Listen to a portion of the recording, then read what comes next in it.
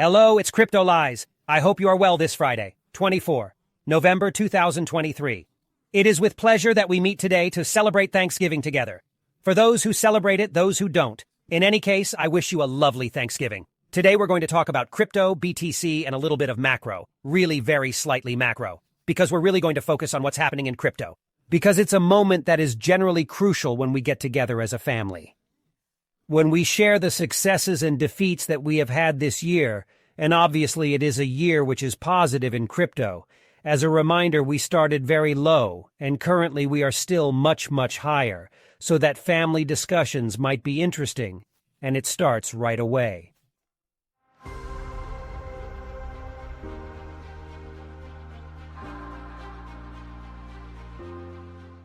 As a reminder, you always have the possibility of having free access to the educational course, which is a 60-hour training worth €400, which allows you to learn blockchain, crypto, investment, analysis technique, trading, everything to become profitable. Through 130 videos, 400 pages of guides, quizzes, to find out where you are in your progress and all for free. To have access to this lifelong training, simply use the platform of one of our partners. Everything is explained in the comments and descriptions.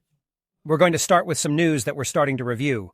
Obviously, we're starting to talk about the spot ETF again because it's the really crucial element that makes it possible to drive the crypto market currently. And we have JP Morgan, which explains that the GBTC could see a sale of $27 billion when it transitions to an ETF. And the $27 billion, why? Well, it is the representation of the traders who speculated on the GBTC, those who bought precisely this premium, this discount, which is present on Grayscale. That implies that currently a share of Grayscale is worth roughly below 10 below the market, something like that. So we are in a cost which is rather advantageous. That is to say that in all cases, from the moment it becomes an ETF, you will go directly, take 10 in relation to the value of your portfolio in a few moments. Really, from the moment it is recorded, when it is done, it really goes very, very quickly. So yes, but we can already see that it's starting to decrease. The discount is slowly decreasing. We've gone from -25 at the start of the year to -10 currently. And the more time passes, the more this discount decreases because the probability of validation of the ETF increases, and therefore there is less and less risk that it will not happen. So we must understand that already, historically, GBTC, when we own shares of GBTC, that implies that we do not own Bitcoins, we own shares of GBTC. We do not own anything else, and therefore this implies that I cannot dissolve my share in order to recover my BTC and sell them. I do not have access to the collateral, and that is precisely why that there is a form of discount. This implies that at a given moment when I want to sell GBTC, I will be obliged to sell the share of GBTC. I cannot sell to the market at the real price of BTC, and that's where there's a big impact. And that's why we've always had a form of discount that was put in place. Finally, always a way of speaking, we had a premium at a given moment because there was a period of 6 months before being able to have a GBTC, because from the moment we deposited the collateral and that we created, there was a 6-month wait to recover, so that had a premium when there were a lot of requests. When there is not a lot of demand, we have a discount that is set up. So yes, I agree on the fact that there will be a notes flow. I think it will be more substantial by $27 billion. For several reasons, it is precisely because there are a lot of people who have currently been stuck in GBTC for a long time and who did not want to sell precisely in a discount form. So it also implies that there are people behind it. When they have the opportunity to reduce their exposure, they will do so. So it is possible to see another flow which will be greater than $27 billion on the ETFs during the conversion of Grayscale. And I even think that it will still be much more important because imagine that there is 6 lock BTC which are currently blocked in GBTC, and that in these 6 lock there is certainly easily a good third who will decide not to sell the entire position, but in any case to reduce the exposure. Unlike BlackRock, we find ourselves in something that already has BTC and people who have already been locked in for some time, including the real shareholders of GBTC. So we are still in something that is different, and I think that Grayscale will have a greater impact on the course than expected. Another little news, we have an index which is KyberSwap, which once again sees $47 million which have gone up in smoke. So I'm not saying once again for KyberSwap, but just that it's a lot at the moment about the difficulties that we can have in securing the network. It's been 2 years since we really had quite significant capital flight, I think that it would be really essential to arrive at a form of security, or in any case a sufficiently important security process to allow crypto and blockchains to be able to prepare a real bull run. Because imagine that if we have hacks this time, maybe with 470 million, 500, 600, 700 million, at the time of the bull run, it will hurt a lot, and it can cut directly. The bull run depending on the type of hack being carried out. And remember that you are preparing the bull run on your side by buying cryptos. Also think that the hackers are preparing the bull run on their side. That's what I'm sure and certain that some have a list of flaws which are awaiting exploits in order to be able to get the most out of them. I am not sure that everything has been used, and that is why we will have to be very careful. Where we move into decentralized finance, where we store our funds at the time of the bull run, there will be a lot to check. On the Macron side, we have moved relatively little. We are in the process of consolidating above this high. So I think that we are heading towards potentially a weekly closing, which would be a consolidation above this high, which is rather positive on a general macro level. We will certainly discuss it tomorrow. But we still have volatility despite the fact that it is Thanksgiving. Despite the fact that the markets are closed, which is once again positive at the end of the year. In terms of oil, we see that we are also working. We have many big buybacks. We can see it clearly here. Buyback of this wick, buyback of this wick. So that implies that it is a level which will hold in any case as it stands. It is very likely to see a very nice acceleration to retest this part. We have a little imbalance there, so go and retest the 80 before either doing a bearish retest or consolidating above between 80 and 76 and then starting to rise again. That's a bit of the dynamic I have in mind. So, on the BTC side, it's very interesting because this morning I said to myself, it's strange we still have a hole which is magnificent, which is enormous. You might not see it because it's marked here, 38,000. Okay, if I go here, it's marked 37,400. So there's always a gap between the CME, which is the future of the Chicago Mercantile Exchange, and the price of BTC, the spot price of BTC. There is always a gap between the two. But I find that it is relatively high, and I said to myself, well, let's check it. In this case, what I did is that I subtracted here from the total index, the CME, to see the gap between the two. This allows me to see the spread, therefore the gap between the futures and the spot price. You like it less, but why is this interesting? Because overall, the future is the illiquid representation of derivative products on an asset, and therefore also implies the upward and downward pressures which are carried out and which will have an impact on the spot at a given moment, and this allows us to see the market reaction to something.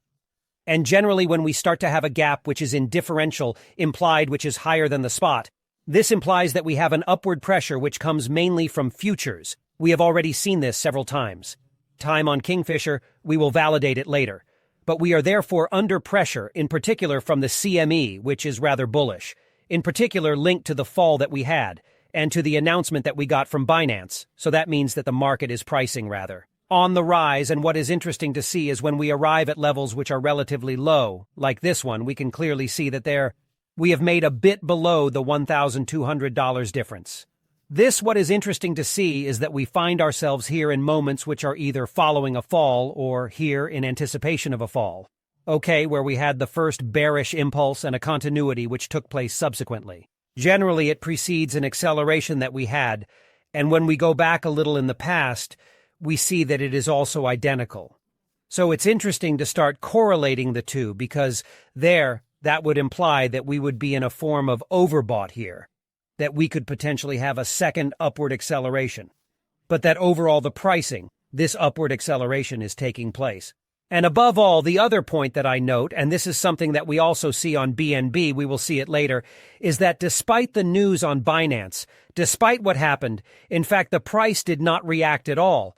That is to say that we had pricing at the level of futures, which was not reflected in the level of the price. And that is very, very important. And this is also seen a lot at the level of Binance. Look at the BNB. The BNB has absolutely not moved. It has been trading in a pocket handkerchief between 234 and 236 for almost 24 hours. So that means that here we have a reaction which is in progress, happening at the price level. Same, we see the volatility which is in the process of being completely crushed. So that means that we are in something which for me is representative of a compression of liquidity that we are seeing. This implies that we have a market that wants to grow, which is unable to grow, which comes up against something important. The CME, we see it is working on the 38,000 on the total index. This is not the case. We are on the classic 1-1 target. If we ever break that, the next target, it is at 43,000. And this is where I tell you that we are really in a liquidity squeeze where it is clearly visible here, where we are precisely working on the highs that are being made. We have taken liquidity here. But overall, we didn't go and break them here. What was the high that is there? So there and got.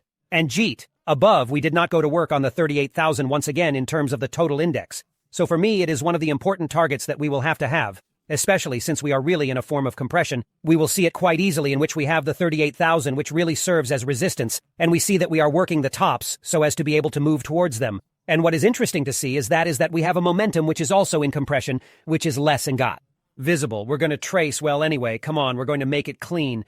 We can still see that we have a momentum which is very present there, with behind a compression this time, which is reversed, okay? There we have a compression which is completely opposite to what we see there. So this implies that we have momentum which is sinking downward, while we have a price which is trying to push upward and which is not succeeding. And that is really important because it means that when we have the movement that comes out, it will be a movement that will be very strong.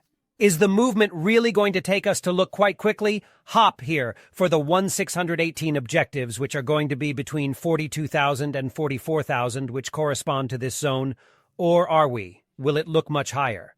We will have the answer in the coming weeks, and in any case, I will give you my scenario tomorrow in the weekly, in which I am starting to get some clues. I'll share it all with you tomorrow, 13:30. In the meantime, we find ourselves on a total of 3 in which we exclude BTC and Ethereum. So that represents all of the altcoins, in which we have swallowed a large part of this week, which is rather positive. And therefore that means that the market is really taking very well to what is being done at Binance. We will also discuss it together tomorrow. In terms of order flow and open interest on Binance, we see that it is sinking in terms of the top traders' positions. No big movements on open interest. So that means that the market is not moving once again, which explains the compression of liquidity that we have there. We do not have precisely the fuel to be able to go further. Liquidity. This is the essence of the market. It is what allows us to drive the market. Currently, this is not the case, and we also see it at the level of map liquidation. That is to say that we really have a big wall at 38,000 to get that and to break that. It's going to take some momentum, and therefore we will certainly need big news. On the other hand, we have here long levers which are very present. What I explained to you earlier, the difference between the CME, we see it here. For me, it is really very strong, and which also explains why the CVD perp has risen much higher than the CVD spot, and is in the process of being maintained. This means that we have a market which is still relatively aggressive on the perpetual. I say relatively because it is not expanding. We are in lateralization, but we have here the liquidity clusters which are located there, which are strengthening. And what are we working on? The 38,000 again. So we really have the compression of liquidity. It's difficult to show better than that. The gap between the two in which we have a block at 38,000, we have a large block which is below and GT, 37,000. The price is maintained in these zones, and there are two possibilities. Either we manage to have a bearish break here to look for this retest there, or go look for this block order here to go to work or there. Leave, either here, leave again. So 786 here, incursion into the 0.5. Therefore, in the interesting purchasing zone, therefore reloading in which we could leave again and do a new test to retest the 38,000. So at that moment, we would keep the liquidity, which and GT. We're left in these zones to create bullish continuity. And this is somewhat the vision that I have in the short term. There is another vision that I have. It is if we ever consolidate below and we make a breakout. So the same here, we do a retest. If we ever make a start like that, we will seek equity higher that we validate below, that we make a small confirmation. There, on the other hand, we will have a lowered signal which will be relatively strong to seek the equity of this zone. There, okay? So the same lateralization zone, we will look for the upper equity, then we consolidate below the retest zone, and there we have a signal which will be strong enough to seek the equity here, and certainly go and retest the bottom of the channel, 35,000, which may be relatively powerful to hold. It's over for today. I hope you liked it. If so, don't forget to leave me a like and a comment. It supports the work I do. And don't forget that we met on Sunday, 26 November 20, for a live on YouTube to celebrate the 2 years of the channel, the 30,000 subscribers. And in the meantime, we meet at 13:30 to talk about CFX, Conflux's crypto.